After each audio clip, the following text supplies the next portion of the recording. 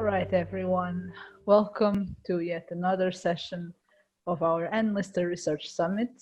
My name is Marlene Oliveira. I'm a code breaker and a contributor to Pact with Potential, as you might have heard by now. And Dan Walker is one of my favorite research subjects. So today we'll talk for a bit about her. This, in case you are wondering, this is actually her signature. It's a vector of her signature. So it's one of the fun elements from the woman herself. I would ask you to put the Gentleman Jack version of Anne Walker in a box for the next hour or so, because we're going to talk about the real lady. So they usually interfere with each other. Let's give the stage to the real woman. So some biographical notes about Miss Walker. She was born on the 20th of May of 1803. Her parents were John Walker of Cliff Hill and later of Crow Nest when he inherited the estate from his brother, William Walker. And her mother was Mary Edwards from the Edwards of Pine Nest. Anne had 4 siblings, of which 2 died when they were still children. Her younger brother, John Walker, would die during his honeymoon in Naples. Anne's parents died in 1823, just a few months apart from each other. Apart from this closest family, Anne Walker had one aunt, Mrs. Anne Walker of Cliff Hill, whose name was also Anne Walker. So to avoid confusion, I will refer to her as Mrs. Anne Walker from now on. After her brother John Walker died, and his wife gave birth to a stillborn child, Anne and Elizabeth inherited the family's estate. So now let's talk a bit about Anne and the people in her life. By 1830, Anne's closest family was her sister, Elizabeth, who was by then married to Captain George Mackay Sutherland from Scotland, and Aunt Anne Walker of Cliff Hill, Mrs. Anne Walker. Anne interacts with both of them, but the way they usually interact is considerably different. With Elizabeth, she writes frequently, and she relays information about her own health, asks about Elizabeth's health. She also talks about business information about the estate that affects them both. And later on, when the estate is split, she also relays on occasion information about that is supposed to reach Elizabeth or Captain Sutherland. And on some occasions, Anne also writes to ask about her nieces and nephews, usually in context with other subjects that she includes in letters. But she also asks for advice. For example, when Mrs. Anne Walker is sick and she thinks she might die, she usually asks for Elizabeth's advice. And when Anne thinks about traveling with Anne Lister, she also asks her sister what she thinks about it, and usually she gets some feedback back. But one curious thing that happens on occasion is that Anne, aside from asking about her nieces and nephews, in a couple of letters at most, also asks about Elizabeth's pets. I'm not sure what's the context, but it was interesting to find something like that, because it's sweet, honestly. But if we then move on to Mrs. Anne Walker of Cliff Hill, the relationship is considerably different. For years, while living with Anne Lister, Anne writes to Cliff Hill every day, almost every day, except when the weather is so bad, and even sometimes when the weather is bad, and Anne Lister has to stop her or try to stop her. She keeps going to Cliff Hill to keep an eye on things happening there, and especially because she is in a role that we have today as a caretaker of sorts. So she keeps an eye on the old lady's health, and when she's sick, she also sleeps at Cliff Hill to ensure that her aunt is okay. for example, okay, so there's also one curious thing happening in 1837. Mrs. Ann Walker was entitled money from her sister Mary's estate. Um, Mary Walker, not Anne's mother, Mary Walker of Cliff Hill, which was her aunt, died in 1822 and left money to Mrs. Ann Walker. But Mr. Priestley, who was supposed to pay that money to Mrs. Ann Walker, never paid her. So that created a dispute, and they wanted to make him pay that money to whom it was owed. And things escalated a little bit, and the easiest way to solve the problem was for Mrs. Ann Walker to basically cut him off of her will and ensure she would not spend the money she would give him. And by then they settled, so to speak.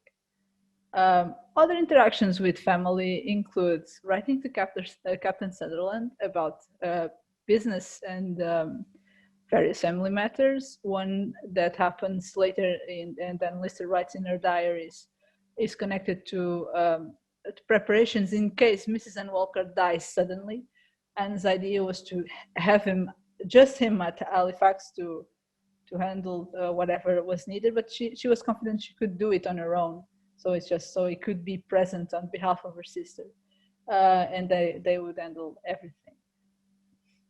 And in 1837, there's an interesting visit at Shibden Hall. Little Mary comes to visit, and Anne spends a great deal of time with her, and they have some fun. So now let's move on to probably one of the most interesting chapters of Anne Walker's life, her time with Anne Lister. I know you might have heard that they had an unhappy marriage, and sometimes, well, they go through the motions, but in many ways, it's a partnership. And as you know, partnerships go through good and bad times. So it's understandable that not everything is rosy. And as I commented just a second ago, married life, it's not always easy. And it's even worse when you are not a great communicator and your partner is not awesome at communicating either. So sometimes their dynamic is like a push and pull. So you have everything in between two.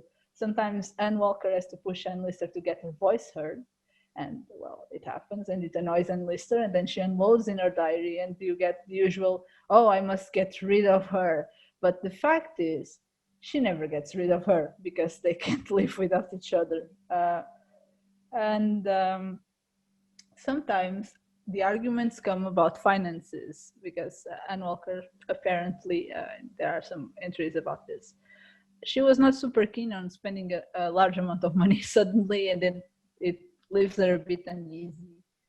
But sometimes Anne Lister kind of goes a little above what she should. For example, in example 1838, she's drowning in debt to fund her projects like Northgate and the collieries and the renovations. And she knows she's going down, so she's in a panic. And Anne Walker is willing to keep Anne Lister as her wife and provide for them both, but she's not super keen on keeping the estate, which creates a sort of panic for Anne Lister, because if she loses Shibden, she loses her ancestral home, and that's definitely not something she would enjoy. Another topic that creates some attritions, and this one is common both at Shibden and when they travel, are servants. So servants arguments sometimes go from simple hurtful quips to silent days and locked doors. There's everything there, from small spats and annoyances and little silences to doors locked and screams and tears and, well, and there's one example from 1837. Aside from this, of course, you can find many more, but this one is particularly interesting because there's a servant who apparently disrespected Anne, and Anne Walker gave Anne Lister a sort of ultimatum. Either you get rid of the servant or I'm out. So this goes on for weeks and creates some attritions that annoy them both. But in the end, Anne Lister is not keen on letting the servant go because she was a very good servant. And then Walker ended up having to live with that, but she wasn't super pleased because on occasion that matter would come up again. And when you read it in the diary, the frustration on Anne Lister's side is palpable. But then, as in any partnership, despite the rough times, they did make it work. And Walker is often in Anne Lister's mind throughout the day, even if she sometimes doesn't say what exactly they talk about and what they discuss. It's clear her worry about Anne, and she cares quite a lot about her. But one of the great things about Anne Walker is that she enables Anne Lister's inner geek. Some examples include being a participant in the whole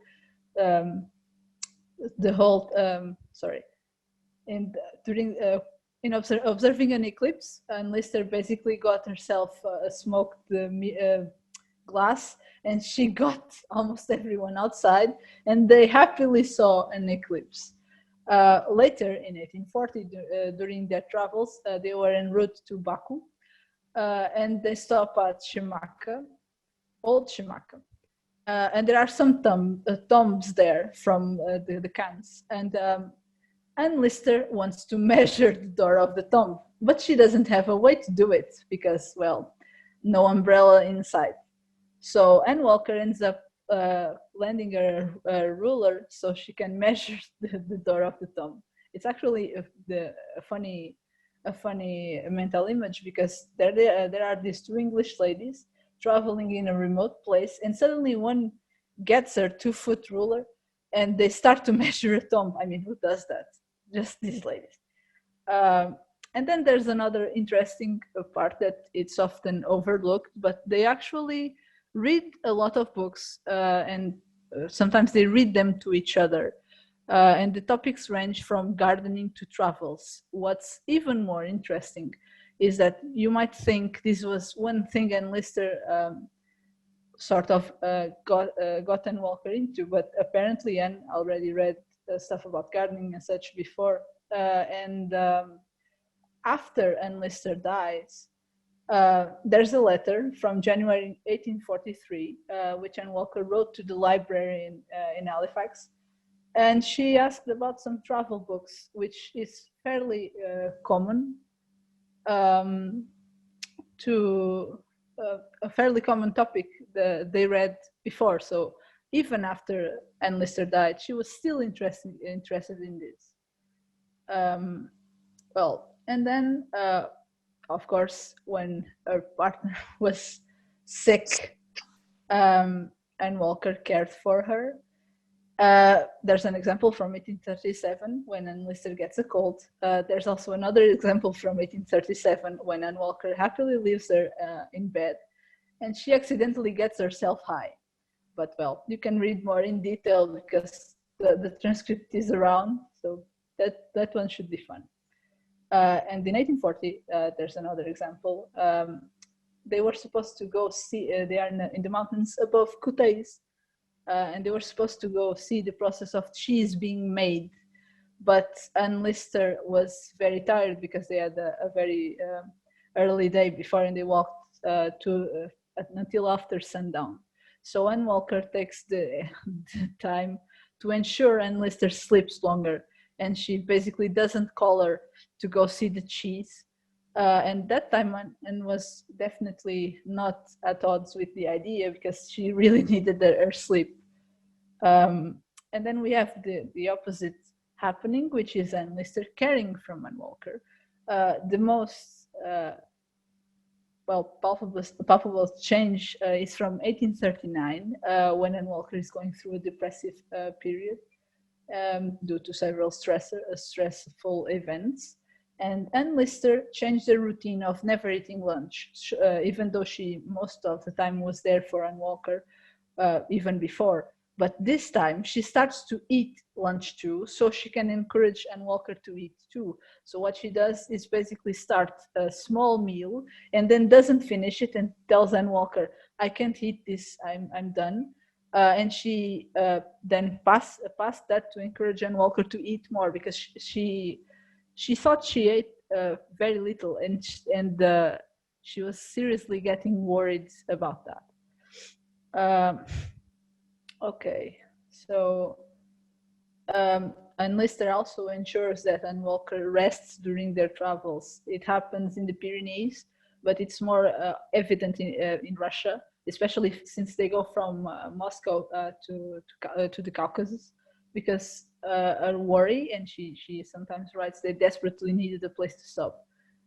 There's a pattern here. When Anne Walker gets seriously tired and they do not stop, it's not uncommon to find some entry, some coded entry usually, about her temper. So the exhaustion doesn't play well with her, and sometimes she's not very good at saying, "I'm super tired, please let's stop." And sometimes she is good at saying that, but then Lister doesn't stop. So, well, as you might imagine, it doesn't go well all the time, and Lister was getting very, very good at stopping when she noticed the signs that Anne was tired. But sadly, then she died.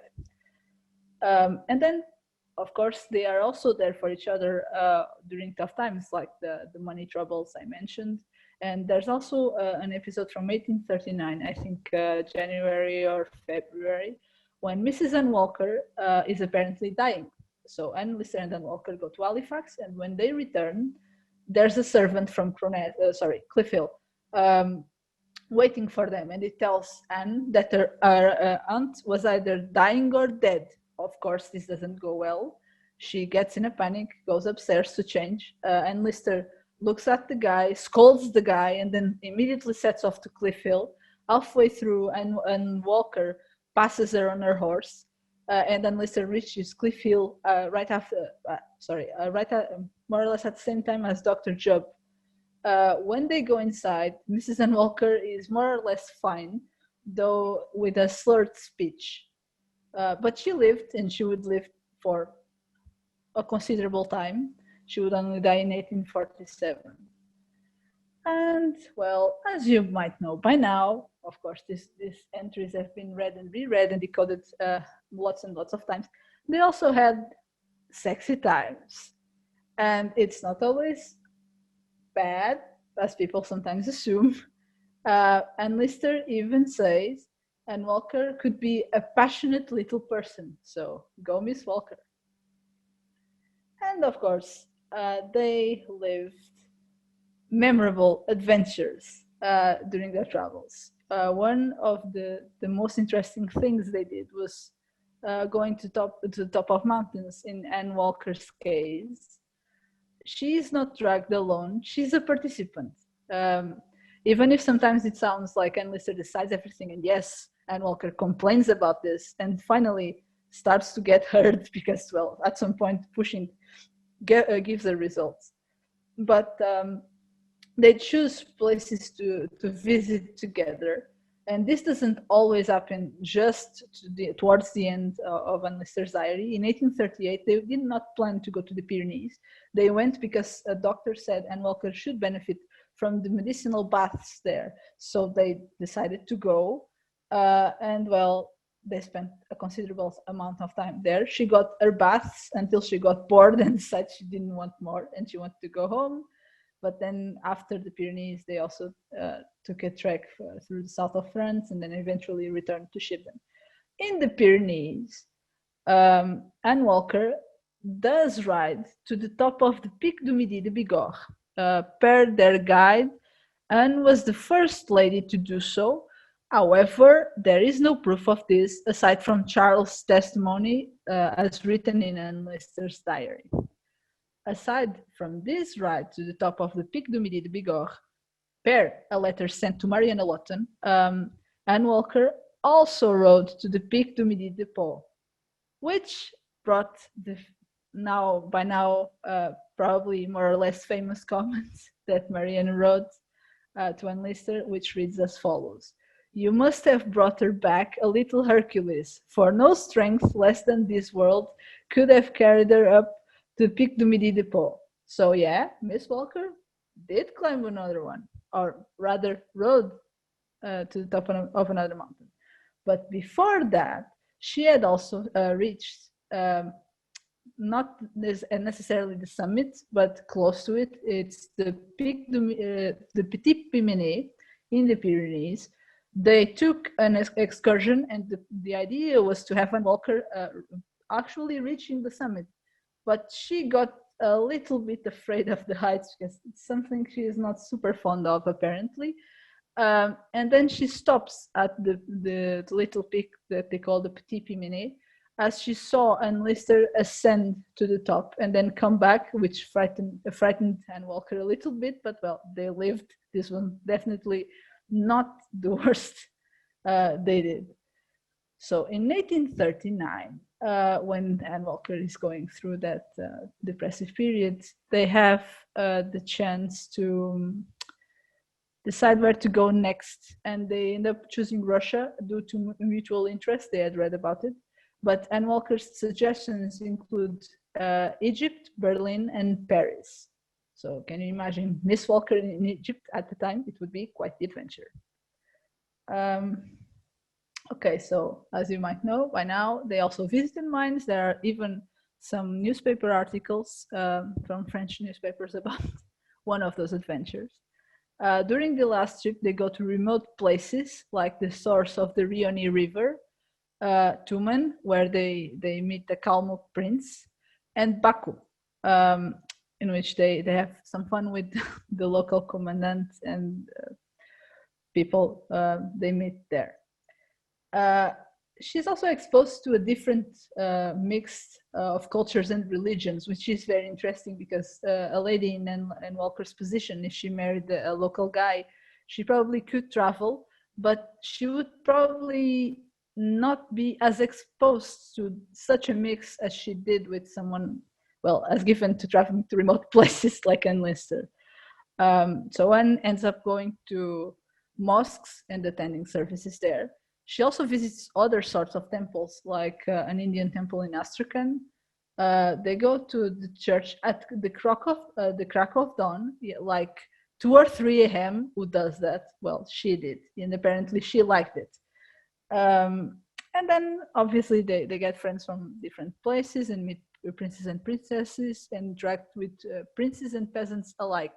So during that trip, it's a very, very interesting mix of people.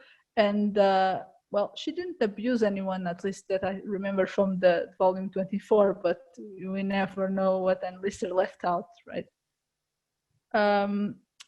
And during those weeks in the Caucasus, Anne Walker sketches often. And sometimes she even goes on some solo sketching trips, leaves Anne Lister behind doing something else. But she usually takes the escort and the guide for protection and to know her way. But as you might imagine, if Anne Walker decided to tell the story of that last trip, people would not believe it at all. So one thing we never get, or at least we almost never get, is Miss Walker in her own words. So here are 4 interesting passages she wrote in her letters. The first one is the sad one about that ring Anne Lister was supposed to get for her, and she asks, "And please do not get up. I must not, and I cannot take it, my love, till I have fewer torments of conscience than I endure at present." The second one is from a letter to Aunt Anne Lister, and she is basically saying she hopes Anne Lister gets a fine view from the Puy de Dôme, which is a mountain in France. Because Anne Lister decided to go. So Anne Walker laughed and said she could go, but Anne Walker would fill the paper to Aunt Anne Lister, but then she sort of relented and left a little section of the paper for Anne Lister. So it was a nice thing to do. And sometimes people wonder if she was happy. And there's this letter from 21 of June 1834, which is just a day after a similar letter she wrote to Aunt Anne Lister. And Anne says, "I am delighted with all I have seen. I am quite well and very happy." So during that honeymoon, during those travels, she was apparently quite happy. And then there's a curious one, which is from the time they are splitting the Walker property. And Anne writes, this is close to Sackville's birthday, apparently. Pray give my best love and great many kisses to Sackville, and tell him I wish him many happy returns of the day, for I conclude you will get this on the 11th. I shall not forget to drink his health. And which is curious, because though this is still 5 years away, in 1840, she does drink to his health while they are in Russia. And now let's breeze through this one, which is business and charity works. Though Anne Walker was not super great at business, or at least not as good as Anne Lister, she did manage her business to a certain extent. Of course, she had to have input from other people, like the steward and their lawyers, but the final call was usually hers. This passage from 1839 is from a deal about coal and needs 300 yards of ground so she can access her own coal and extract it. And well, she is not taking any prisoners on this one. It's her way or the highway. So the lady either took it or she would not get anything from Anne that Anne did not want to give. Aside from this, sometimes she manages stuff on behalf of the Sutherlands. It apparently doesn't happen super often, but then Lister does comment about this here and there. So if you're curious, please read the diary and the correspondence in the around, because they're super interesting. And sometimes Anne Walker summons Anne Lister to advise in specific matters. Sometimes she's busy sketching and she sends her message to the person calling and then Lister relays that message. But the image that Anne Walker was hopeless and she always needed Anne Lister there to everything is most definitely not what you find in the diaries. There are some occasions when she does need help, and she sometimes takes deals that are not super good to her, and well, that's on her. But the idea that she needs someone to sort of mother her around and do stuff for her is definitely not what's happening. So go and find the Miss Walker we all know and love. And then there are elections, and during elections, Anne Walker canvasses, so she gets her tenants to do and to vote as she wants them to vote. And as you might imagine, this sometimes brings her to funny situations like this one cited here from 1837. And she puts her tenants into a carriage in the faces of the guys from the opposition, and then she sees them drive off at speed. And then when she goes back, she calls at Cliffhill and tells her aunt that story. And Mrs. Anne Walker was apparently pleased with this adventure. Sorry to disappoint you on this one, but Anne Walker was a Tory, like most landowners at the time, so that is not super different. And sometimes she's not super nice at dealing with tenants, so there's that. But then she did quite a lot of charity, and she contributed to stuff that benefits the community. For example, this article from the Sheffield Independent, you can see there the name of Anne, of Miss Anne Walker of Crownest, here erroneously written as Mrs. Anne Walker of Crownest, should be Miss Anne Walker. John Walker, who was her aunt's brother, and Mrs. Anne Walker of Cliffhill. The three of them gave money to the restoration of the York Minster Choir. So you can find several of these in the BNA. So if you are curious, please go and Google for more, because there is more to be found. And then she, as some of you might know, Anne Walker also funded and was involved in managing a Sunday school. And in 1839, just before they left to Russia, she was planning on giving up the school, and she had already said, I'm going to give up the school, but she still paid money to the kids. Here's an example. This is from Anne Lister, and she wrote, and then rode off to the school to give the Sunday school children their penny a week, half paid for clothes. i.e., they pay up to midsummer by weekly pennies half the cost of the clothes and gives the other half. But this year, the last she will have anything to do with clothing or schools, she excuses all the pennies due from the last Sunday to midsummer.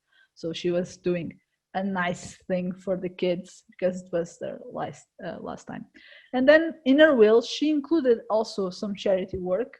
She instructed William Gray to invest some money from her personal estate and give the profits to the owner of the upper Cronest estate, who should then be a member of the Walker family. And this person was supposed to distribute the money among the poor of Lightcliffe at Lightcliffe Chapel on Christmas Day every year. There was apparently, per what she wrote, there was something similar from her uncle, William Walker, but there was some problem paying, so she added this to her will. And if you're curious and if you want to a nice challenge, and Walker's will is available through the National Archives website, so please give it a look. It's written in an interesting handwriting, but the National Archives give you a guide to decode that. So if you fancy a challenge, here's your chance. Which brings you now to a sad part in Anne Walker's life, which was her life after enlisting. And for some time after she returned from Russia, she lived through some troubled times.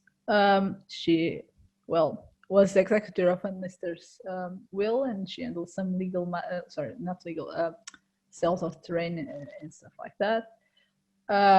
But sometime in July 1842, she writes to Robert Parker, who was the lawyer in Halifax, and asks him to send her some documents connected to the management of the Shibden Hall estate, and she was apparently ready for being back in business again. However, more or less during that time, in September 1842, there's a purchase agreement of coal from Lower Dove House and Caldwell Hill from a few guys called Dodgson. That agreement doesn't look very beneficial to Anne Walker, but there's a chance it would be beneficial from the standpoint of expanding, though the sums are considerable, and she apparently didn't consider all the implications. But that one is not the worst or the most obscene amount of money she committed to pay. There's the purchase agreement from for Smith House and Oil House, which was signed by Samuel Washington on Anne Walker's behalf, and it was the catalyst of the case Horncastle versus Walker. This would follow Anne Walker through a great part of 1843, as she wrote back and forth and tried to get her point of view considered. It ended up snowballing into a law case. We have an article about this, and it's, more complex than I have time to explain right now. So please, if you have a second, take a look at Pact with Potential. But please know that this matter would only be settled in August 1845. So it took some time.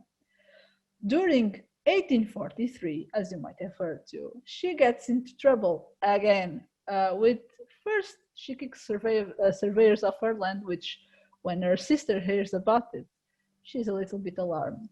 Then there's the Atkinson versus Walker case, which has to do with not a large sum of money she was supposed to pay to a tenant, but of course, Anne wasn't going to pay that, and it did not end up very well.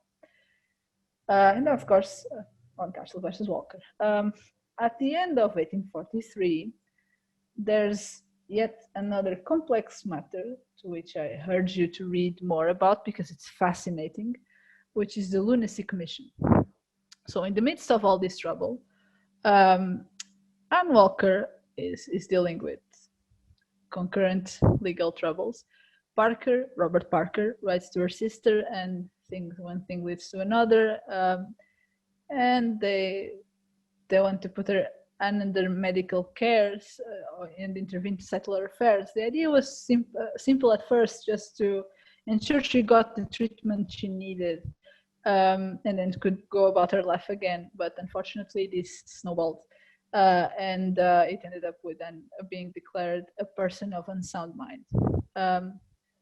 We, of course, have an article about this. It's also a complex matter, so please be sure to give it a look. Important details to retain include the Lunacy Commission was something they had to request from the Lord Chancellor, and state of mind was assessed, and the jury ended up deliberating that she was a person of unsound mind. But unsoundness of mind is not the same as what we imagine today. Unsoundness of mind means you can have lucid intervals. So please keep that in mind. It doesn't mean someone is completely crazy. It just means that in the eyes of the law, that person was assessed, and she goes through periods in which they consider her behavior insanity, unsoundness of mind, and then there are other periods when she enjoys lucid intervals. Though what constitutes a lucid interval is not clear, so it could be something open to interpretation based on the person's case. After the commission, Anne Walker gets people appointed to handle herself and her estate. The idea was basically to ensure that her property and her well-being were taken care of. These people were called her committees, and the first team she had as committees were her sister and Captain Sutherland. The last one was Harriet Dyson, which was her aunt, if memory serves, and John Rawson. Anne's state of mind was assessed periodically. They had what they called chancery visits, in which someone from the body of chancery who handles insanity cases would visit, and she was to check if her condition improved or not. And one of the people who visited her was Dr. Edward Winslow, who was also the same person who signed the Lunacy Inquisition. Okay, so from the time she is declared a person of unsound mind, she cannot manage herself or her estate, so that part is barred to her. Okay, this part. And sometimes unsoundness of mind is used in her favor-ish. For example, when the railways are going to build a tunnel to pass through Shibden's estate, one of the arguments is the property is beneficial to her. So the commissioner in Lunacy, this Dr. Winslow, actually goes to that hearing and says, okay, this place is good for the people who live there, so let's preserve it. As you obviously might know by now, and lived their final years at Cliff Hill and died on the 25th of February, 1854. And how did this all come about? Well, we've been researching Anne Walker for some time. She has been with us at Packed with Potential, if not from the start, almost from the start. And we have some projects available right now. We have research articles, which I mentioned, Horncastle versus Walker and the Lunacy Commission. We also have a project solely for her, which is the Anne Walker sketchbook. We are almost at 100 entries, which is exciting because we are finally compiling a good base and a good list of stuff she did sketch based on what Anne Lister says. Hopefully this number will increase, so if anyone is open to contributing, please join us. It's very, very fun. And then we also have upcoming projects like the Anne Walker timeline and the Adney tracker, because this one nickname is often up for conversation. And we decided, why not track the variations? So this one is going to be fun. Anyone can contribute, from transcripts and letters and all the stuff. Sometimes not even from Anne Lister. For example, Marianne also uses this name to refer to Anne Walker. So if you're open to it and you are interested, please join us. It's super fun. There are also other resources in which you can find information about Anne Walker. One of them is the In Search of Anne Walker project. So give them their website a look and see what they have up. And also the Lightcliff churchyard, which includes information about the Walkers and some Sutherlands, and also some families from Lightcliff. They have lots of interesting information. So please be sure to give their website also a look.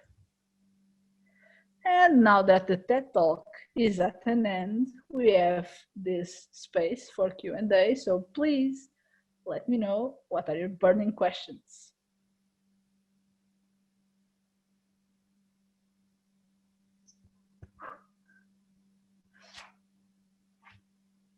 Okay, so if you'd like to use the raise hand function, please do so now, and okay, let's see. I have one question right now. Sandike Twerking, please unmute yourself and ask your question.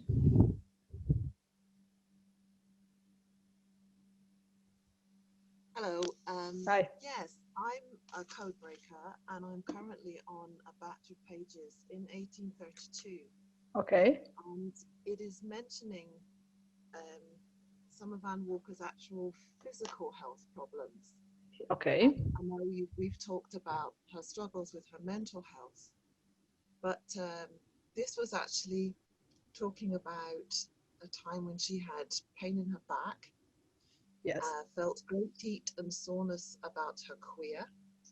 Oh. Her comes irregularly, and she often suffers for a week before. This is what Anne Lister's writing. Okay. She seems particularly in pain this day on the 16th of October 1832, and it seems that they actually had sex possibly the night before, and that this had brought on this pain, because Anne is saying, how could I have done this? And I was wondering if she suffered from endometriosis. Okay, so this full disclaimer here, I'm not a doctor and I don't feel comfortable at examining a dead person, especially when the material comes from secondhand details. I know people think this is, well, a very good possibility, and I will not dispute that one, but my opinion, and I cannot stress this enough, this is my opinion, is that we should not probably jump into conclusions because the woman has been dead for centuries, and medicine at the time was not super great, so everyone has their opinion. Mine is just, let's not go there because, well, we cannot do much aside from speculating. Is there any other parts in the diary relating to Anne Walker's physical health? Sometimes she complains about pains and being tired and stuff like that, but physical health, you know, sometimes she falls and she gets herself hurt. In 1840, there's a particularly interesting passage in which she goes out to church and then she slips and falls and gets herself hurt. So then they rub her back to get the pain to subside, and she's more or less better the next day. But, well, you know, you can find several, but as I said, this is something I don't specifically look for because I am very reluctant to jump into conclusions because, as I mentioned, she has been dead for a considerable amount of time, and I'm not a doctor, so I'm not the best person to go to that. I'm sorry. I have a question. Okay. Which one of you has a question? I do. Oh, hi. Hi, how are you? Great presentation, by the way. Thank you so much. Thank you. I have a question because I read the biography by Angela Steindl. Oh my God. I want to know where she got this information, where she states that Anne Walker had agreed to move out from Shibden Hall after their last trip, which was the Russian trip. Where did she get this information from? Oh, that's from a lady by the name of Phyllis Ramsden, most specifically from her coded bits that she transcribed. And I understand she might have gotten this idea. And this is something that is talked about when they are in Astrakhan. So I'm not sure I have those bits in my blog, but I'm sure some of my fellow code breakers transcribed that. This is something that comes up from Moscow to Astrakhan. But by the end of the diary, it's not mentioned again. So There is another occasion from 1838 in the Pyrenees, and Anne Walker is going to write to her sister and basically say, I need crow nest because I'm leaving, and Lister is going back to the continent again, and I just want to move out. Basically, to Anne Lister, she says, I'm leaving you. To her sister, she says, I need crow nest because she's leaving for the continent again. So this is part of their push and pull. Of course, Anne Lister takes it seriously, and the coded bits, if you read them, actually do say that, but do not take those just the coded bits. Please read the context around, because things move on after that again, and it doesn't come back. I think there's something like that in Tiflis, maybe, but from Baku forwards, if memory serves, and please don't quote me on this, please check the diary. I don't think that's brought up again. Okay, so... Well, the fact that she moves back into Shibden Hall kind of like put things in a different perspective too, right? Yeah, she did come back. I mean, she was free to leave Shibden Hall, so why not leave? But she apparently chose not to. So, Dr. Lidington, I see you have your hand raised. Sorry, please unmute yourself. Can you hear me okay now? Yes, perfect. Right. Thanks very much. And thanks very much for a very interesting talk, Marlene. That was really very stimulating. And I just was really delighted to hear, because I think in a sense, Anne Walker's been given a bit of a raw deal. Some people have even gone so far as to say she was neurotic and suffering neurosis through her life. And I think that's really bending the stick a bit far. I think you're giving a balanced portrait has been, and the work you've done has been incredibly helpful, and I really thank you for it. Yeah. I'm not sure that I myself, and we'll each have our own personal, will necessarily agree with absolutely every implication of what you say. For example, I think from the diaries, my understanding of it is often that when Anne Walker was writing a letter, in fact, it was Anne Lister who was holding the pen. It was Anne Lister who did the first draft, who said, these are the things you want to say, aren't they? And Anne Walker would then write it out. So it's obviously in her handwriting. And I'm not disagreeing with you at all. I wouldn't dream of it, but it's just a sort of quite sort of balance of whether, if we read the Anne Lister diaries, and sadly the Croness papers are so scanty for all the kind of reasons we know, and Walker's diary, which she did write, I've not seen it, and I don't think you have, and I suspect it doesn't exist. I suspect it doesn't exist. So just a slight inclination of feeling that Anne Walker wasn't in any way such an astute manager of her estate as Anne Lister was. And she was probably more dependent on Samuel Washington as land agent than Anne Lister was. Anne Lister told him what to do, kind of. And he did it. She was very astute as an estate manager. I think the one area particularly where I feel Walker just comes into her own and almost kind of overshadows Anne Lister in terms of being proactive is at election time. And I am absolutely amazed to read. Yes. Absolutely amazed to read some of the things that Anne Walker did. And you very rightly picked on this one where she got some poor old elector toppled into a carriage and sent off to getting to the polling booth. And her aunt was amused by the story. There are other ones where they both doorstep their tenants because they are true blues and know that the Whigs and the Radicals have to be defeated at all costs. And any tenant who was an arrant yellow and arrant Whig would be, pressurised. But I almost get the impression that at election time in the 1830s, Anne Walker is more staunch a blue coercer of tenants than Anne Lister.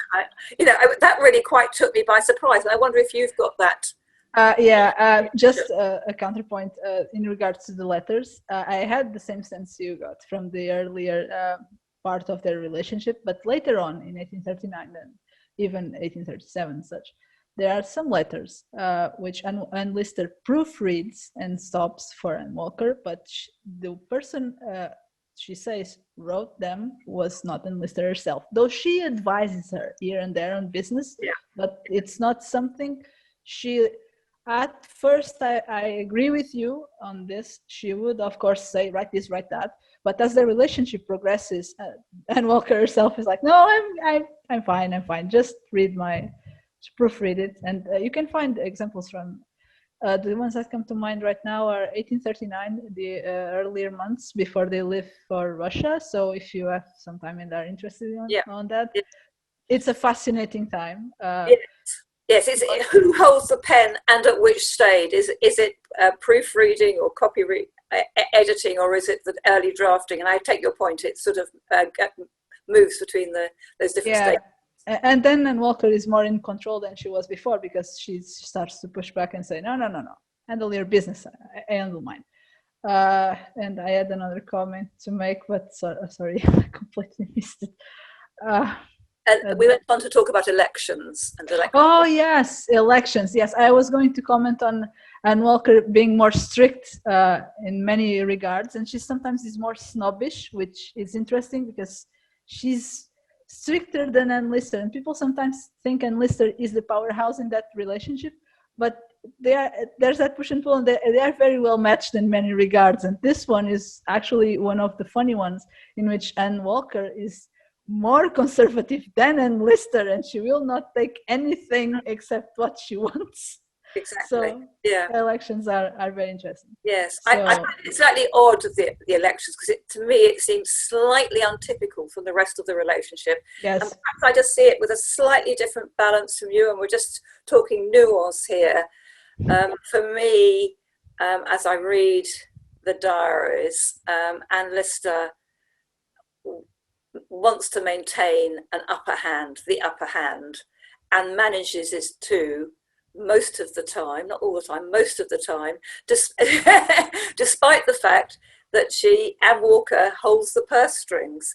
You know, Anne Lister has these amazingly ambitious schemes, not just for travel, but also for embellishment and improvement at Shibden, which is so dear to her heart, and she really can't do it without access to Anne Walker's income stream. And you do touch on that, but I think it's really quite I could discuss this with you for hours, based on work I've read and the work I have myself transcribed. But, well, let's say they will murder me if I spend another minute on Anne Walker.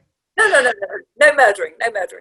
So if you want to keep this discussion, please email me or something, and I'll be happy to discuss this with you and with anyone else who is into it. I'm also on Twitter, so most people will find me over there. My contact details are unpacked with potential, the Twitter ones, and we can forward you definitely my emails if you want to keep discussing. So thanks everyone. This has been a TED Talk as usual. I hope you've had fun with it, and I hope you continue to enjoy the summit.